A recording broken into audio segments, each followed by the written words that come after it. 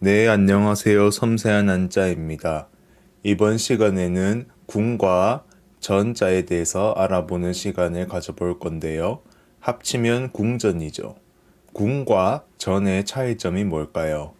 먼저 집궁자 살펴보겠습니다. 이 궁자의 중심 의미는 여러 개의 방입니다. 즉, 이 궁자는 여러 개의 방이 있는 집을 의미합니다.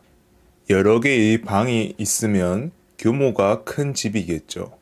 이 여러 개의 방이 있는 집이라는 의미에서 황제가 사는 집을 궁이라고 칭하기 시작했습니다. 하지만 이 집궁자는 여러 개의 방이 있는 집이 중심 의미이기 때문에 보통 사람들이 살더라도 여러 개의 방이 있는 집이기만 하면 궁이라고 부를 수 있다. 이렇게 정리하시면 되겠습니다. 다음으로 대궐 전자 살펴보겠습니다.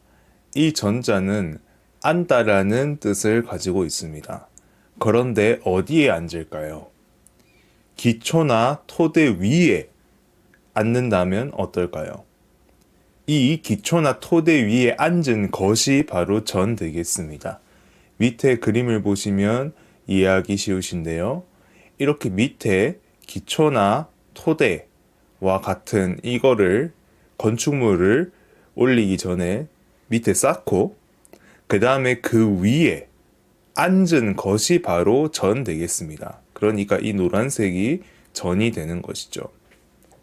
그런데 이렇게 전까지 만들어 가면서 건물을 올린다면 이 건물은 되게 장엄하고 규모가 큰 그런 건축물이겠죠.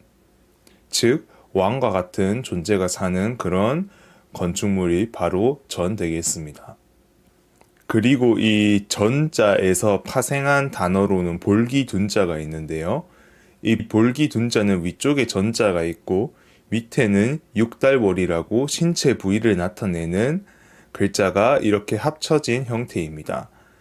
그런데 제가 전자는 앉다라는 의미가 있다고 말씀드렸고, 그러면 이 두 요소를 합치면 앉는 신체 부위다.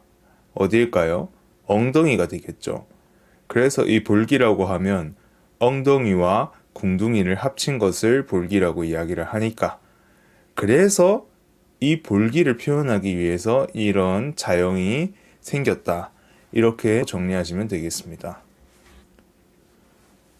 그럼 여기서 더 나아가서 우리가 사극을 보면 막 전하 이런 이야기를 하지 않습니까? 이 부분에 대해서 조금 더 자세하게 알아보겠습니다. 제가 이 기초나 토대 위에 앉은 것이 바로 전이라고 말씀드렸는데 그러면 전 위에 있는 사람이 있을 것이고 전상자죠. 그 다음에 전 아래에 있는 사람이 있을 것입니다. 전하자죠. 그러면 이 전 위에 있는 사람은 되게 높은 사람일 거잖아요. 전상자는 그러니까 왕과 같은 존재이겠죠.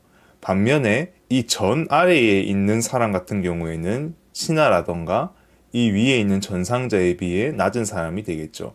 그래서 이 사람들은 전 하에 있는 사람들이 되겠습니다. 마지막으로 관련한 국어의 정리해 보겠습니다. 궁전입니다. 궁과 전의 합성어죠. 궁은 여러 개의 방으로 이루어진 집이라고 말씀드렸고 전은 토대나 기초 위에 앉은 것이라고 말씀드렸습니다. 그 전이 있는 건축물이 바로 전 되겠습니다.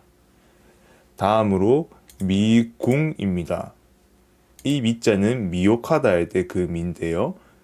사람들을 미혹시키는 궁이라서 미궁이죠. 그런데 미궁을 생각을 해보면 막 길도 복잡하고 여러 개의 방으로 이루어져 있죠. 그렇기 때문에 이 궁자가 사용되었다라고 보시면 되겠습니다. 다음으로 전하입니다. 앞선 그림에서 설명을 드렸는데요.